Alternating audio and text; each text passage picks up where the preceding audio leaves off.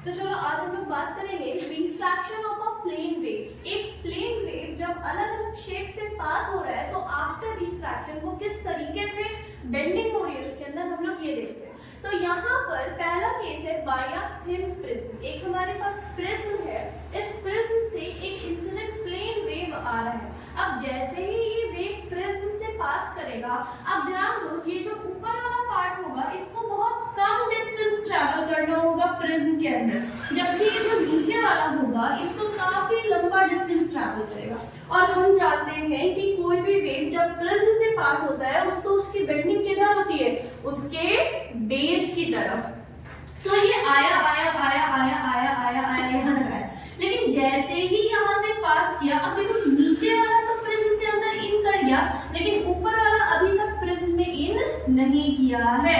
मतलब नीचे वाले की बेंडिंग हो गई, लेकिन अब जाकर के ऊपर वाले की हो गई, और ऊपर वाला उतना ही जल्दी प्रिज्म से बाहर भी निकल जा रहा है। मतलब जो अपर पार्ट होगा उसको कम डिस्टेंस ट्रैवल करना होगा प्रिज्म के अंदर, और किधर की तरफ बेंडिंग होगी, टुवर्ड्स द बेस, और नीचे वाले को ज्यादा डिस्टेंस ट्रैवल करना पड़ेगा।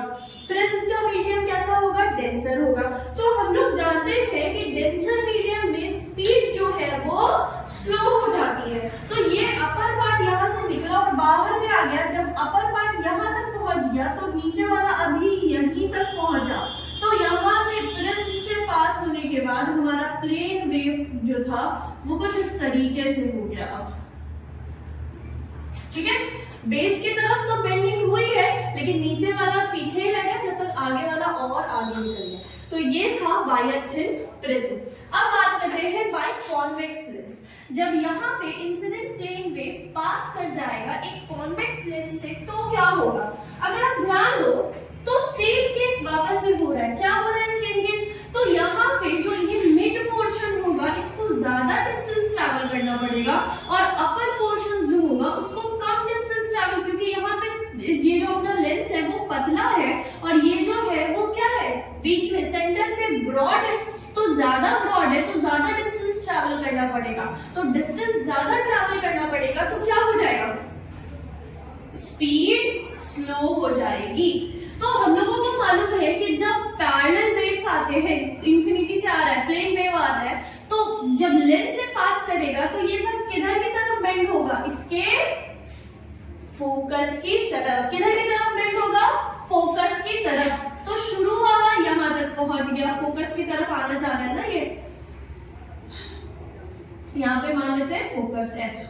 तो यहाँ वाला यहाँ तक पहुंच गया, नीचे वाला भी फोकस की तरफ बेंड होके यहाँ तक पहुंच गया, लेकिन अभी सेंटर वाला क्या हुआ, जस्ट प्रिज्म को पास किया।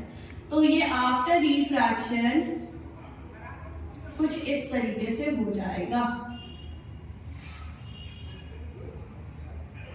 ये जब यहाँ पहुंचा, ये यहाँ है और ये यहाँ है, सबका किधर की तरफ है, सब आना चाह रहा है फोकस की तरफ। तो ये कैसा वेव फ्रंट बनेगा, स्फेरिकल।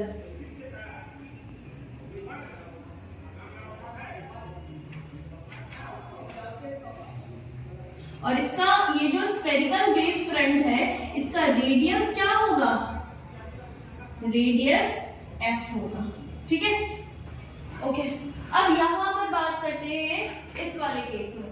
अब यहाँ पर जो है ये वेव फ्रंट प्लेन वेव आ रहा है, लेकिन किससे पास होगा, अभी कॉन्केव मिरर से पास होगा।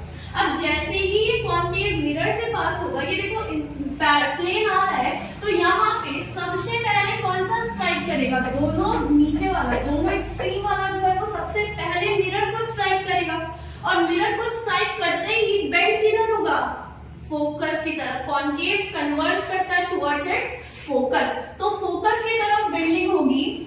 लेकिन ये जो सेंटर वाला है ये सबसे देर से जाके यहाँ टकराएगा। देखो ऊपर और नीचे वाला जो है मिरर में सबसे पहले टकराएगा, और सबसे देर से कौन टकराएगा, मिड वाला।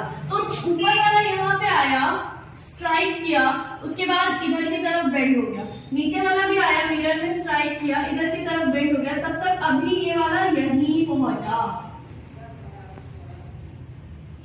तो यहाँ पर भी वेव फ्रंट कैसा बनेगा, स्फेरिकल ही बनेगा। कैसा वेव फ्रंट बनेगा, स्फेरिकल ही बनेगा। बट किधर आ रहा है, सारा का सारा फोकस की तरफ आएगा r/2। इसका सेंटर अब कहाँ बनेगा, r/2 पर बनेगा। तो अब ये हमारा कैसा बना, तो ये हमारा बन गया spherical wave front, spherical wave front. ठीक। तो अगर ये वीडियो आप लोगों के लिए हेल्पफुल रहा है तो don't forget to like, share and subscribe. Share it with your friends as well. And all the very best for your exams. बिल्कुल भी टेंशन नहीं लेना, अच्छे से पेपर देना। All the best, bye bye.